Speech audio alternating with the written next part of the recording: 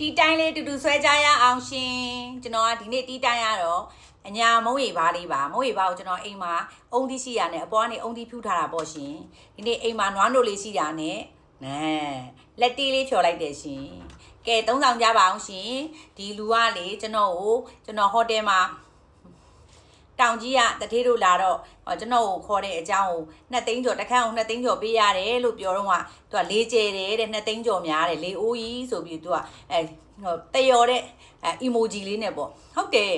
တထေးနဲ့ပတ်စံရှိရဲ့လူဆိုတာကွာတယ်နော်ဝင်းအာမချောင်းနဲ့နင်းတောင်မှငါတို့သားမိတွေကိုကြိုက်တဲ့လောက်စားအဲ့လိုမျိုးဟိုတယ်မှာတဲဆိုပြီးဟိုဟာပေးလို့ဟိုဟာလောက်ရတာမျိုးမဟုတ်ဘူးနော်အေးတရားစိတ်နဲ့နော်ခေါ်နိုင်လားမခေါ်နိုင်ဘူးပတ်စံရှိရဲ့လူဆိုတာကိုပဲတုံးနိုင်သေးတာကိုမိသားစုပဲတုံးနိုင်သေးတာဘသူ့မှမခေါ်နိုင်သေးဘူးเนาะငါတို့အမျိုးတွေရှိကြတယ်ကိုပဲတုံးနိုင်သေးတာเนาะအကုန်လုံးခေါ်ပြီးတော့ကျွေးတယ်မွေးဟဲ့အကုန်လုံးရှယ်ချဆိုတာတထေးမှလုံနိုင်တာဟဲ့နော်အဲ့ဒါကြောင့်မလို့အာနာတမှုနဲ့ပြောတာငါတို့လည်းတဲနိုင်တယ်သူတို့ဟာသူတို့တဲနိုင်တယ်ဒါပေမဲ့ငါတို့ကသူတို့ကိုခေါ်ပြီးတော့မလုံနိုင်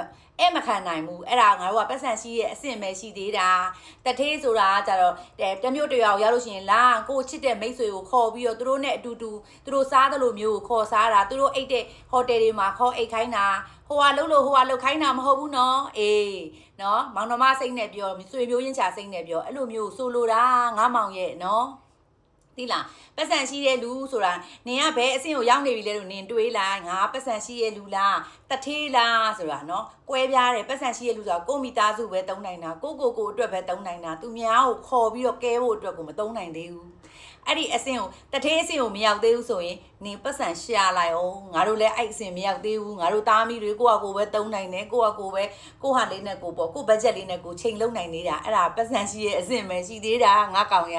နော်သဘောပေါက်နော်လေအိုးကြီးတဲ့နင့်အတွက်2သိန်းနင်ကဲနင်မခဲရင်မှုဒါပေမဲ့ငါတို့ကိုခေါ်ပြီးနေဟိုဟာမလုပ်ခိုင်းရအောင်နော်အေးဘာမှမပါဘူးတနာကိစ္စမပါဘူးဟုတ်တယ်မလားတရားစိတ်နဲ့လုံနိုင်လားကြွေးရဲလားငါတို့တရားစိတ်နဲ့ရော့အကုန်လုံးစားငါတို့စားသလိုစားငါတို့အိတ်တလို့အိတ်ဆိုပြီးတနာစိတ်မပါဘဲနဲ့တရားစိတ်နဲ့လုံရဲလားလုံနိုင်လားနော်အာမချောင်းနဲ့လာပြီးတော့ကောင်းတူးနဲ့လာပြီးတော့ရုပ်လာပြလက်ငါလည်းရန်ထောင်ရင်းနေ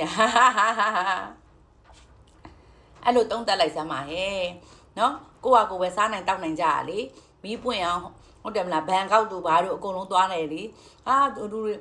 ကိုချစ်တဲ့သူတွေပါမိတ်ဆွေတွေပါခေါ်သွားနိုင်တဲ့အဆင့်ရတတိလို့ခေါ်တာကွနော်မှတ်ထားပြောလိုက်ရှင်မင်းတို့ကတနာစိမ့်နဲ့ခေါ်မှပဲရတယ်